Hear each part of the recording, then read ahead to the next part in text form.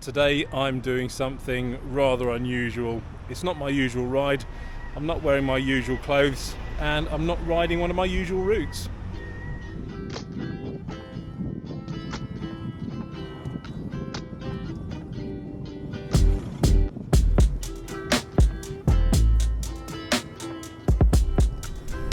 Today I'm trying something a little bit different.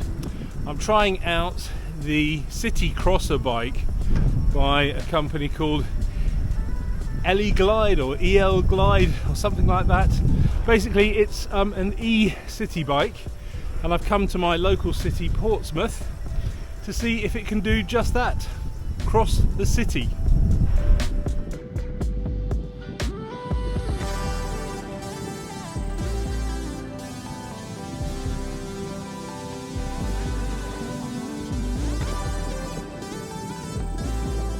Portsmouth is very well known as the home of the Royal Navy, and indeed ships have been sailing in and out of here for about 800 years or so, but for me it's also a city of literature and authors.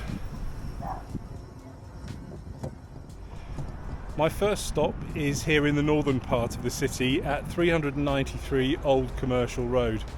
And that just happens to be the birthplace of Charles Dickens.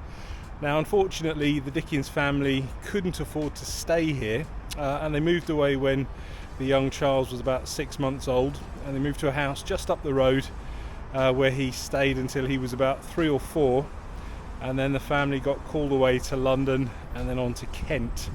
And then obviously the young Charles grew up and became a famous author, writing novels like Great Expectations and Oliver Twist. Before I get any further into today's ride, I thought I'd just say a little bit about the bike that I'm riding. As I said, it's a Citycrosser bike by a company called Eleglide, and as the name suggests, it's been designed as a city bike, a commuter bike, that kind of thing, and that's why it has things like a rack on the front for your luggage or shopping or whatever, and it also has some mudguards and some 28mm tyres, so it's not your regular kind of thick mountain bike style tyre. It's got an alloy frame, so it is a little bit heavy at 23 kilos, but it's also got an electric motor at the back with 250 watts of power and 5 levels of assist, and that's going to, when you're riding on level 1, it makes it feel like it's riding just a regular, fairly lightweight bike, so that kind of offsets that. And if you want to pedal a little bit faster and feel like you're riding a normal bike, it also has 7 gears, which are Shimano gears, so it's a fairly good brand. So let's see how it does crossing the city of Portsmouth. Unfortunately, being home to the British Navy meant that Portsmouth was extensively bombed by the German Air Force during World War II, and a lot of the buildings were destroyed, and this northern part of the city was basically built in the 1950s, 1960s, but even so they've still got names alluding to Charles Dickens and his novels. So we've got Pickwick House, Micawber House, and things like that. I think that's really nice.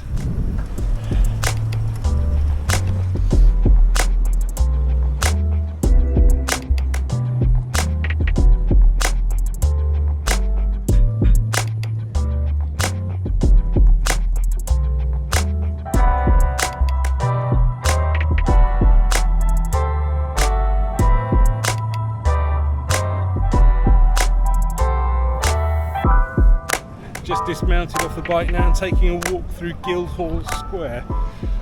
Probably not a good idea to ride the bike, plus it gives us an opportunity to look at the actual Guildhall itself, which is quite a cool building.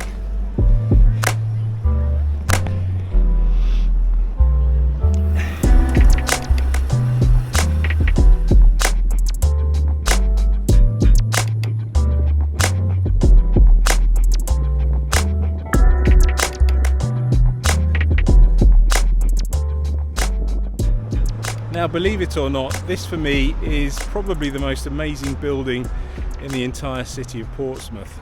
As you can see behind me, it's a fairly dull block of flats that was probably built in the 1950s, maybe the 1960s. And unless you're into the architecture of that period, the building itself isn't going to be that interesting. However, the building that was here before that was called Bush Villas, and it was destroyed by a German bomb during World War II. And back in 1883, Bush Villas was the surgery and home of a certain Dr. Doyle. Now that Dr. Doyle was actually Arthur Conan Doyle, and when he wasn't treating the sick and ill people of Portsmouth and Southsea, he was writing short stories and novels, and one of the characters that he created while he lived here was of course Sherlock Holmes, and indeed he wrote the very first Sherlock Holmes story here, A Study in Scarlet. So you could say, without sounding too overly dramatic, that this is the birthplace of Sherlock Holmes. Now there must have been something in the Portsmouth air back in the late 19th century, because when Dr. Doyle, or Arthur Conan Doyle, was living here on Elm Grove, behind me here is King's Road, and up at the top there was a haberdasher's shop, and working in that haberdasher's shop was a rather unhappy young lad who turned out to be H.G. Wells, who of course then went on to write things like The Time Machine and War of the Worlds.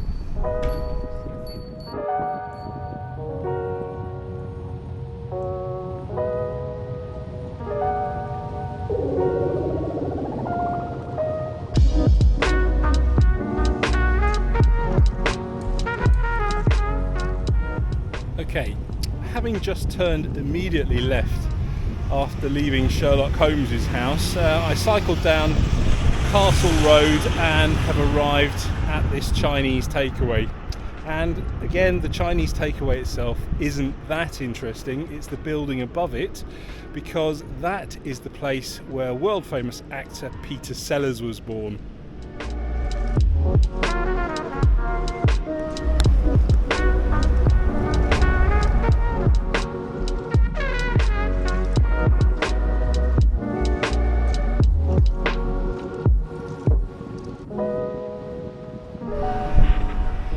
And this here behind me is Portsmouth Cathedral. Now there are two cathedrals in the city.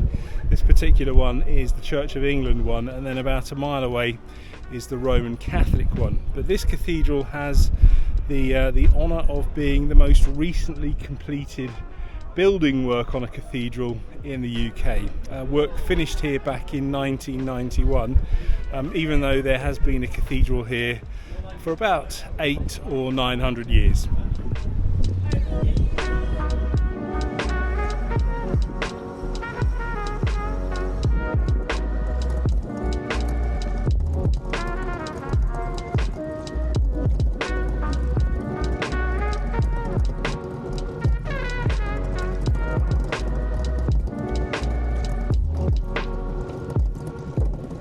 Now, Portsmouth is the only island city in the UK. Essentially, the whole of the city fits onto what they call Portsea Island. And here I am at the southern tip of that island, at a place called Old Portsmouth. And here, from the Square Tower, is where the first fleet sailed to Australia in 1787. It was a convoy of 11 ships carrying settlers and convicts. It took a year to get to Australia, and it arrived in 1788. And to commemorate the link between England here and Australia, there is also a monument of two massive chain links kind of tied together, just symbolising how our two nations are linked. And when I went to Sydney in 1991, so a little while ago now, I seem to remember seeing the same monument there, so it was very nice to see something familiar. Another very famous ship that sailed from here was HMS Bounty, which of course had the very famous mutiny on it. So if you were wondering if the film was real or fictitious, it was actually real. So yep, it was from here that the HMS Bounty sailed on that fateful voyage. just a couple of 100 metres away is what they call Spice Island, and they call it that because back about 200-300 years ago this was where all of the spices were unloaded from the ships coming in from all around the world. And in fact, this here in Spice Island is the first place in England where tobacco was landed from, probably the New World over there in America. But today it's the site of a couple of really good pubs, the Spice Island Inn and the Still and West, and it's a great place to come and have a drink and watch the boats and soak in the atmosphere. In fact, my cycling club used to have our Christmas do down here back in the day, so yeah, it's quite a nice place to be. 10 kilometres in now, and this e-bike is doing very, very well indeed. I've just had a nice leisurely ride round. Fortunately, Portsmouth is a fairly flat city, so I've only had to use level 1 of the motor, but it's doing perfectly well. Very nice, very pleasant. I'm not getting sweaty and horrible, and I'm just having a fun afternoon out on the bike.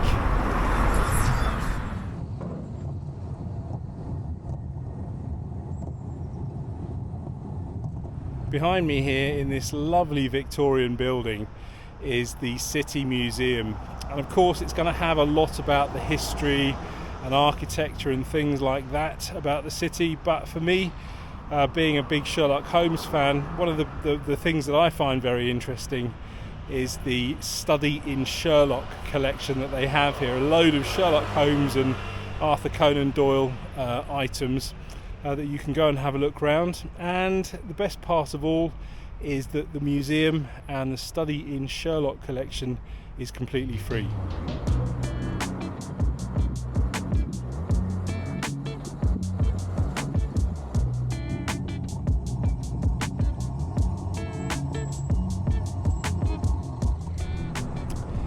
This part of town is known as the Hard, and it's home to Gunwharf Quays, which is a big kind of modern shopping centre, and Portsmouth Harbour railway station, but it's also home to the historic ships in the dockyard as well. So behind me is HMS Warrior, which was Britain's first ever ironclad warship, which dates back to the late 19th century. And then in the dockyard we have HMS Victory, which was Nelson's flagship at the Battle of Trafalgar, and also the Mary Rose, which was Henry VIII's warship that sank just off Southsea Castle back in, I don't even remember the date, but it was raised from the Solent back in 1982, and it's now here in a permanent exhibition that you can go and see in the dockyard. Now, according to Eleglide, you should be able to get up to 75 kilometres of riding on a single battery charge, but if you have a look at their website, that does state that the conditions have to be pretty ideal. So basically a 75 kilogram rider on flat roads, etc. Now I'm more than 75 kilos and I've done about 15 kilometers, but according to the battery level on here, I've only used about 20% of the battery power, so not bad going.